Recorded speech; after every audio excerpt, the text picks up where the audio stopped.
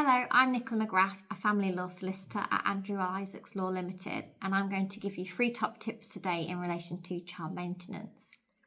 The first tip is if you are either the paying parent or the parent that will be receiving the maintenance and you're unsure what you would receive or have to pay, then there is a child maintenance calculator on the government website. So if you just go to Google, type in child maintenance calculator, there should be a link that takes you to the government website.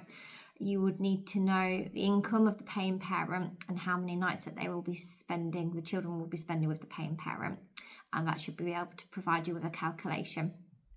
My second tip is if you have an amicable relationship with the other parent, then you might want to have an informal arrangement in relation to child maintenance rather than through the actual child maintenance service itself.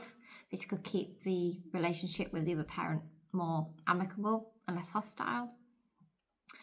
And the third tip and final tip is if, unfortunately, the paying parent does not pay the child maintenance or you're unable to reach an agreement, then you can go through the governing child maintenance service. They will assess and determine what should be paid. And if the paying parent does not pay the child maintenance, then they have options of enforcing the payment. So they can take a payment out of the paying parent's earnings, bank accounts, or even benefits.